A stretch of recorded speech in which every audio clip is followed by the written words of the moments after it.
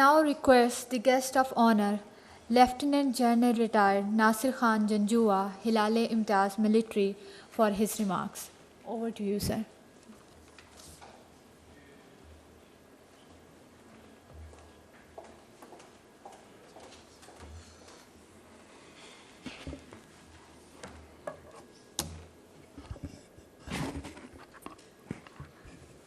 Bismillahirrahmanirrahim.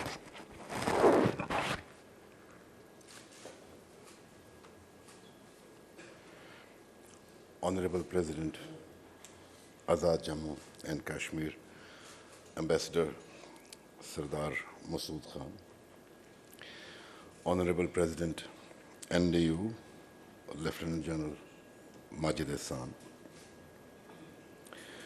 Honorable Faculty, Dean FCS, Fellows, Scholars, ladies and gentlemen, Assalamu alaikum.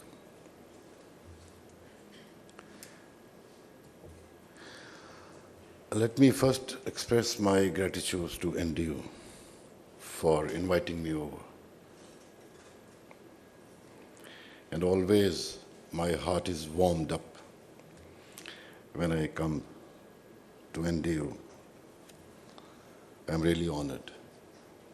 And always and every time I say that NDU,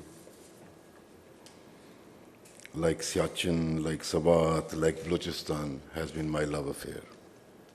So that is the feeling that I have for NDU. And I'm really grateful for making me to interact with such good people that I see around who have come here for this occasion. So I thank NDU, I thank all of you. And along with all of you, I would like to acknowledge and appreciate the progression that NDU has achieved.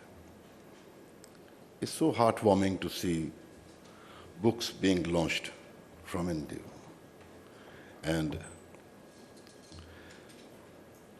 the faculty, the fellows, the scholars doing so well, mashallah. All the congratulations to NDU and to all those who are doing so well. And now let me turn towards Ma'am Asma Shakir Khawaja and her amazingly written book, Shaking Hands with Clenched Fists. The grand trunk road of confidence-building measures between Pakistan and India. I've seen Ma'am Asma grow absolutely admirably since 2012, when I was posted as President NDU. Her progression has been remarkable and truly worthwhile. And I'm so glad I'm among those who stood by her side. I placed my faith in her, and I'm so glad. I happily remember the day when she called me and said that I have done my PhD. I have become a doctor. I was so happy to listen from her. And when I called her Dr. Saiba, I still feel how happy she felt. And today, I stand here to talk on her book. Great. And all of us have joined her. This is such a great progression. Dr. Asma Shakir Khawaja, I am so grateful that I am here, but let me express that I'm so proud of you. You have done very well, mashallah, very good. And talking on the book, let me first begin by appreciating the name. Shaking Hands with Clenched Fists. How do you shake hand? can you shake hand with clenched fists? Because there's a difference between hand and the fist. So when you're not extending the hand, but the fist, are you shaking hand? But that is precisely the expression so pertinent about our relationship with India. It's so unfortunate that we remain with our fists clenched. It's so unfortunate that in the last 70 years we haven't been able to shake hands. And in such a situation, where anti-Pakistan rhetoric can win you votes and bring you to emerge politically, in a situation where you cannot play, you cannot meet, the animosity that we mutually hold against each other. So, despite such a situation, Ma'am Asma comes up with a grand trunk road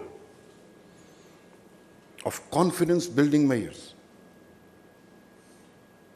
So we have clenched fists, but here is an attitude, here is an approach that we in Pakistan are talking of grand trunk road of confidence building measures. Motorway is a recent phenomenon, but virtually grand trunk road has been the biggest communication infrastructure that Pakistan has had. So I think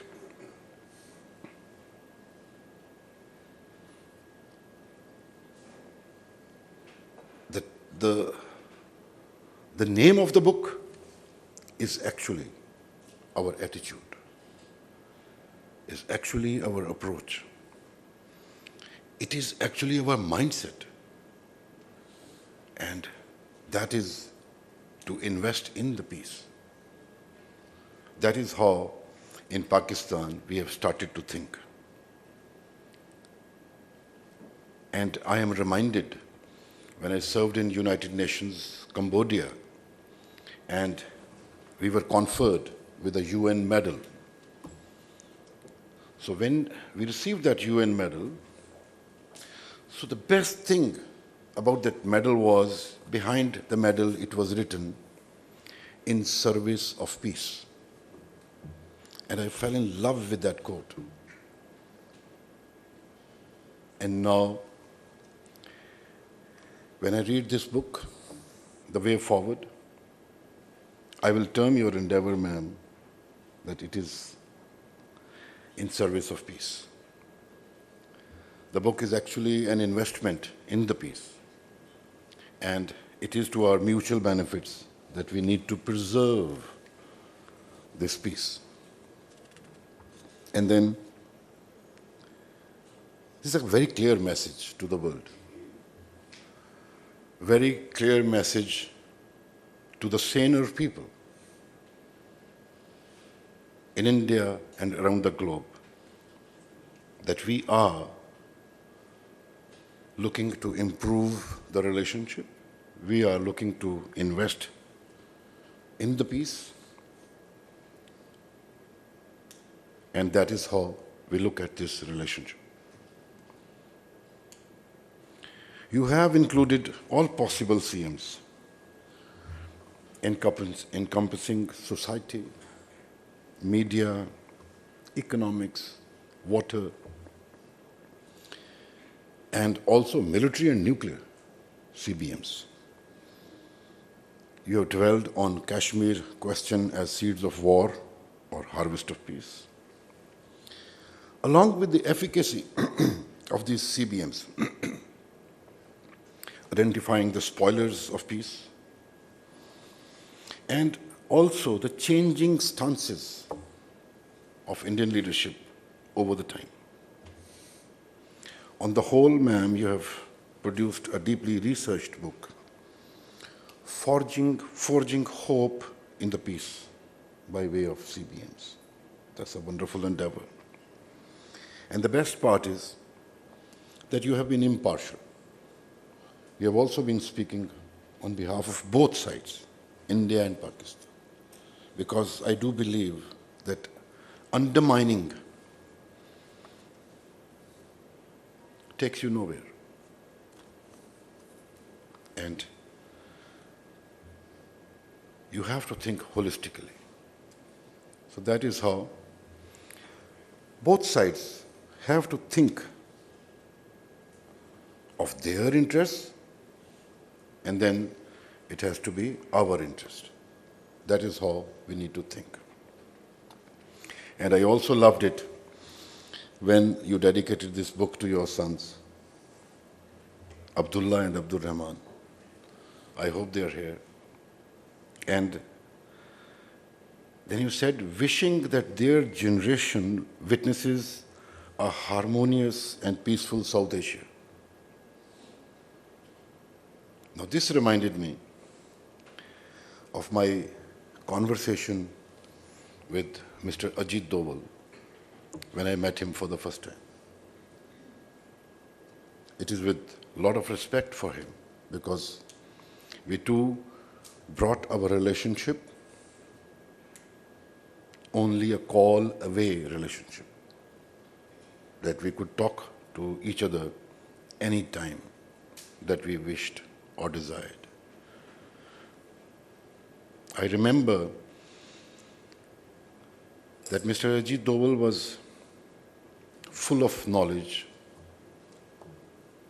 and he had a lot to say, more so about the terrorism, more so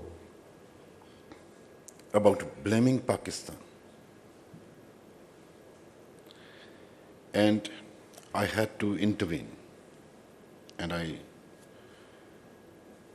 I said, I have a question. He said, yes. I said, I have a very simple question. That today we both are nuclear powers. Should we be enemy forever?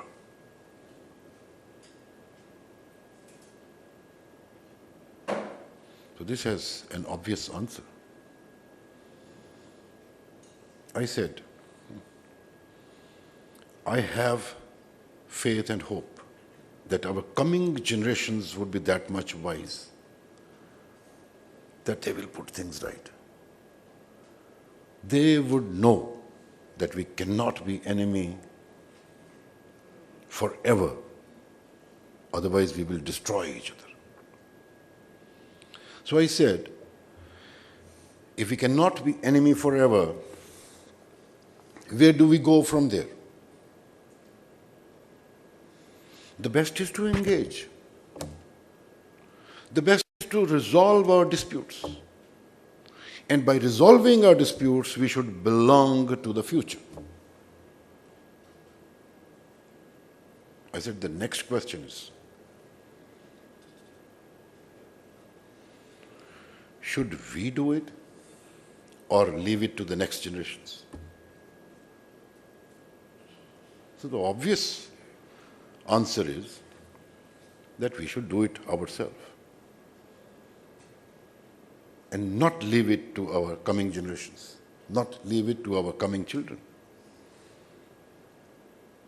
So when Ma'am Asma says, wishing that their generations witnesses a harmonious and peaceful South Asia. So this is what I was talking with him. And then I said, the last thing is,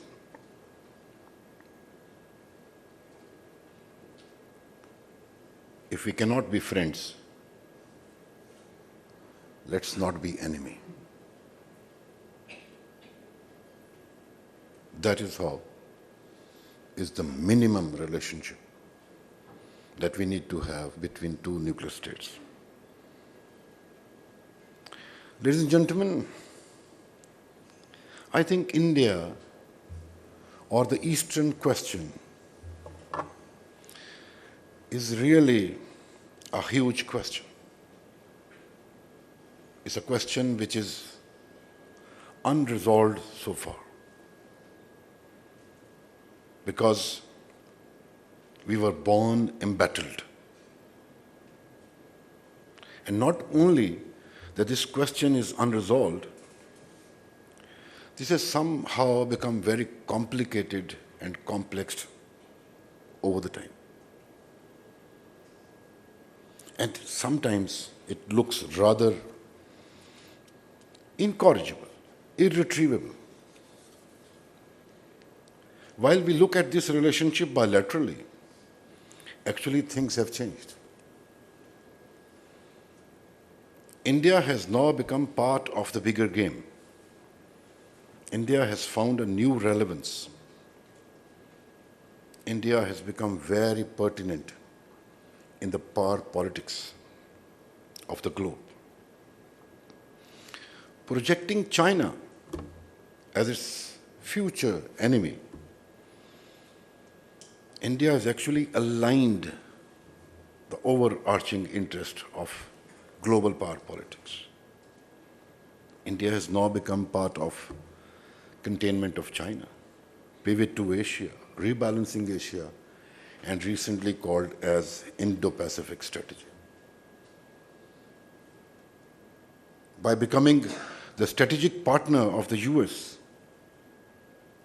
India has started to gain phenomenally. All the US allies have now started to go to India. And it seems that all the roads have started leading to India.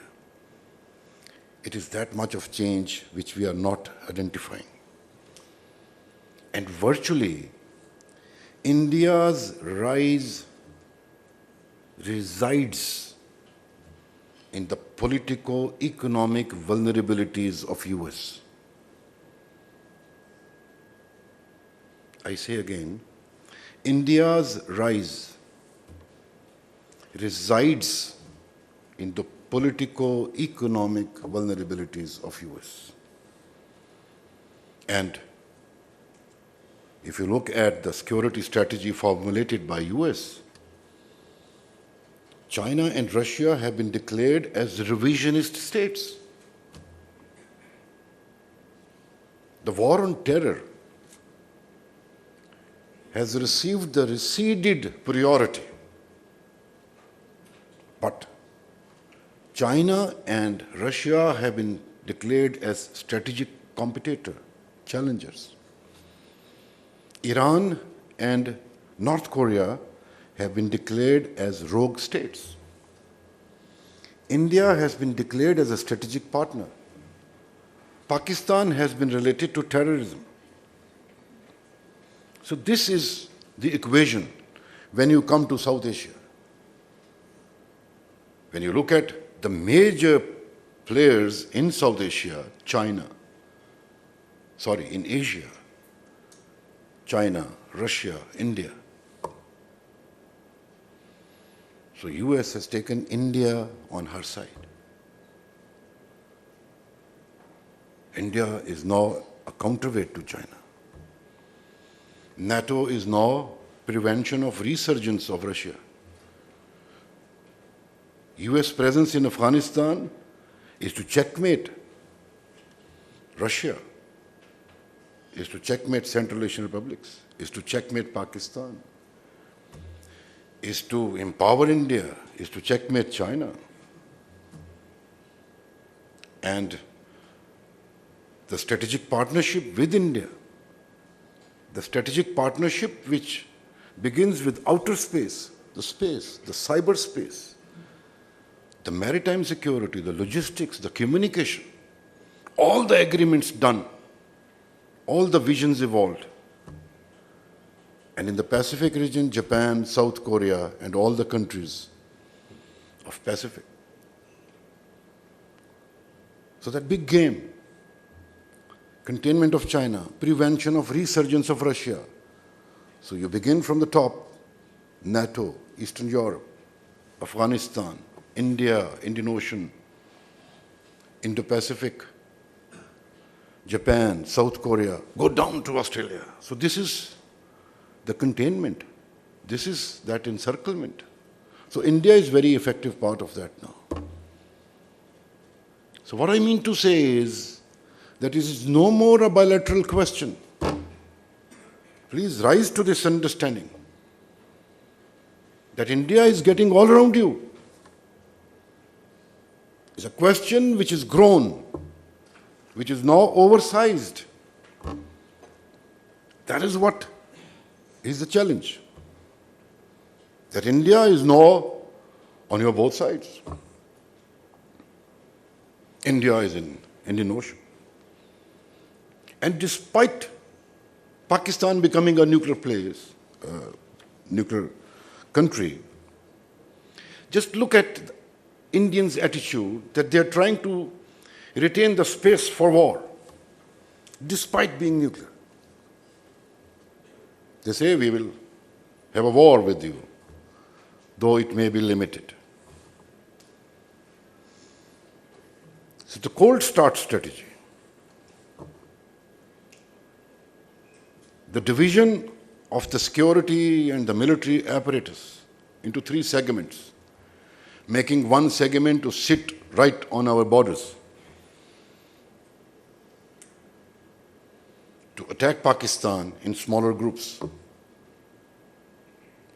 obviously not presenting a counter-force target.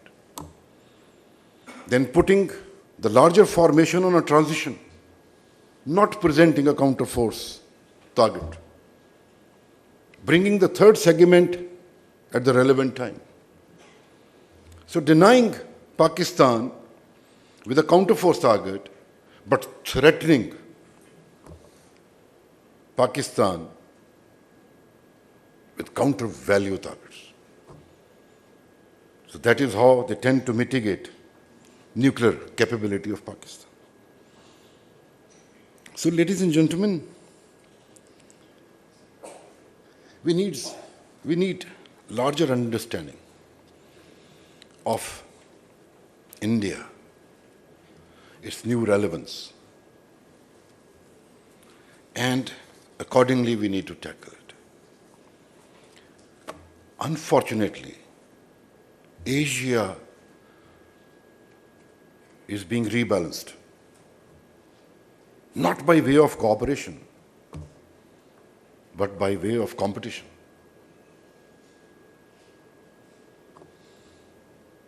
Two major powers of Asia are declared as challengers, revisionist.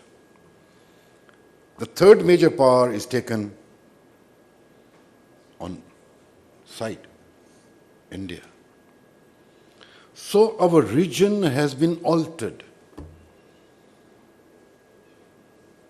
We have to re-alter this region. An altered region has to be re-altered by Pakistan. And we can do it. We will do it. Pakistan is a country of a great future. Pakistan is an emerging country. And we have a great future. So far we are undermined. But just look at the world. 60% of Asia, 17% of Africa, 10% of Europe, 8 and 5% of US. Where is the world? The world is in Asia. Who affords the largest connectivity to Asia and Africa? If you have that larger vision, if you think of Afro-Eurasian region, which is actual world, Pakistan is a pivotal country. If you go to India, can you go to Afghanistan? Can you go to Central Asian republics? Can you go to Europe? No.